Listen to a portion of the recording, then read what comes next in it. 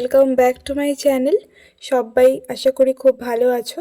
তো বন্ধুরা, আজকের ভিডিওতে আমি তোমাদের সাথে শেয়ার করব তোমরা কিভাবে তোমাদের বোরিং ভিডিওগুলোকে আরও বেশি ইন্টারেস্টিং করে তুলতে পারবে। তো প্রথমেই আমি তোমাদের দেখাবো আমার চ্যানেলের একটা ভিডিও আমি আজকেই আপলোড করেছিলাম। সেটা হচ্ছে, দেখো 1K ভিউজও হয়ে গেছে, তার জন্যই আমি তোমাদের সাথে এই টিউটোরিয়ালটা শেয়ারও করতে চলে এলাম। সেটা হচ্ছে, তোমরা ভিডিওটা ওপেন করলেই দেখতে পাবে যে ভিডিওর ক্লিপটা রয়েছে সেটার চারিপাশে কিন্তু একটা সিনেম্যাটিক বার আছে, যদি তোমরা ভালো করে লক্ষ্য করে থাকো আর কি। তো এই সিনেম্যাটিক বারটা তোমরা কি করে বানাবে বা এটা কি তোমরা অটোমেটিক করতে পারবে, সেটা জানতে হলে কিন্তু আমাদের পুরো ভিডিওটা দেখতে হবে। যারা যারা চাইছো ভিডিওগুলোকে বেশ ইন্টারেস্টিং করে তুলতে সবার সামনে, তাদের জন্য কিন্তু এই ভিডিওটা, ঠিক আছে।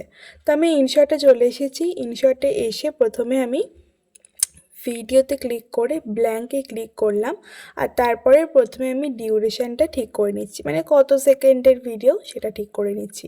তো আমি ছোটোখাটো একটা এক্সাম্পল নিয়েই করছি, 12 সেকেন্ডের ভিডিও নিয়ে।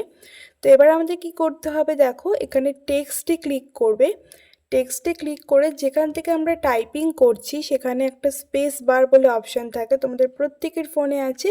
তবে এই ইমোজির পাশেই স্পেস বার থাকে, ওটাকে আমরা ক্লিক করে নেব, ঠিক আছে।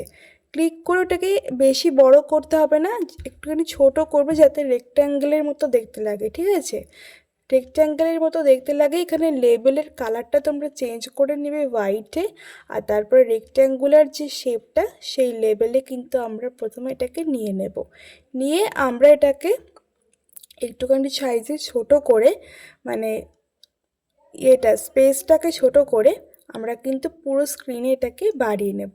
দেখতেই পাচ্ছ আমি কিন্তু অনেক বড় করে নিয়েছি, 18 থেকে একদম 71 করে নিয়েছি। এইটা করে নেওয়ার পর কিন্তু আমরা ভিডিওটাকে সেভ করে নেব, কারণ এই ভিডিওটা কিন্তু আমাদের কাজে লাগবে, ঠিক আছে। তো চলো ভিডিওটা সেভ করে নিচ্ছি। সেভ করে নেওয়ার পর আমি আবারও ইনশর্ট অ্যাপে চলে আসব।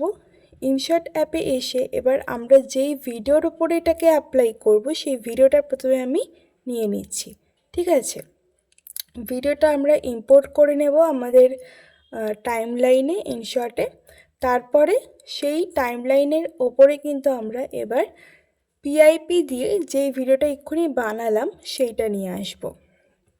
সেটাই কিন্তু আসল জিনিস, যেটা দিয়ে তোমরা কিন্তু সিনেম্যাটিক লুক দিতে পারবে তোমাদের ভিডিওতে। তো পিআইপিতে আমি চলে আসছি আর নিয়ে চলে এলাম সেই ভিডিওটা যেটা আমি এক্ষুনি বানালাম সিনেম্যাটিক বার, সেইটা। আচ্ছা, তারপরে ওটাকে নিয়ে আসার পরে এখানে দেখতেই পাচ্ছ অটোফিল টু স্ক্রিন করতে হবে। এই নিচে একটা সাদা দাগ থাকে, ওটাতে ক্লিক করলে ওটা অটোফিল হয়ে যাবে পুরো স্ক্রিনের মধ্যে, আর এক্সট্রা পার্টটা আমি কেটে দিলাম। তো এবার আমাদের করতে হবে এইটাকে ব্লেন্ড। দেখতেই পাচ্ছ একটা অপশান থাকে ব্লেন্ড বলে।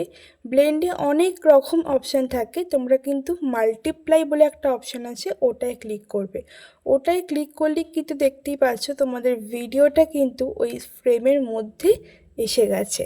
আশা করি তোমরা বুঝতে পারছো আমি কিন্তু একটা সিনেম্যাটিক বার দিয়ে দিয়েছি, একটা অরিজিনাল ভিডিও থেকে একটা অন্যরকম ভিডিও হয়ে গেছে। তোমরা যদি করার পরে পুরো ভিডিওটা প্লে করে দেখো, আশা করি বুঝতে পারবে যে তোমাদের ভিডিওতে কি চেঞ্জ এসেছে। এইভাবে কিন্তু তোমরা ভিডিওগুলো খুব ভালোভাবে বানাতে পারবে, এডিট করতে পারবে। একটু বেশি খাটুনি নয়, 1-2 সেকেন্ড তোমাদের সময় লাগবে। তোমরা যদি একবার বানিয়ে রাখো তোমরা কিন্তু প্রত্যেকটা ভিডিওতে এরকম ব্যবহার করতে পারবে।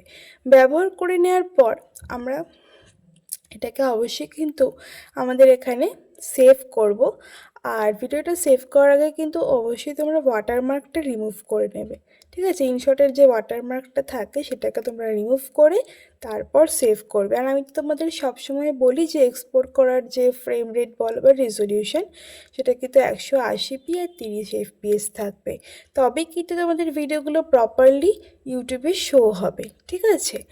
তো আশা করি তোমাদের ভিডিওটা হেল্পফুল হয়েছে। যদি হেল্পফুল হয়ে থাকে অবশ্যই কিন্তু ভিডিওটাকে একটা লাইক করে দিও, চ্যানেলটা সাবস্ক্রাইব করে দিও, আর ভিডিওটা প্রচুর শেয়ার করে দিও, আর কমেন্ট করে অবশ্যই জানাবে তোমাদের কতটা হেল্পফুল হলো ভিডিওটা।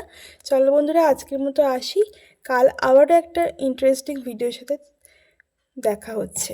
টাটা।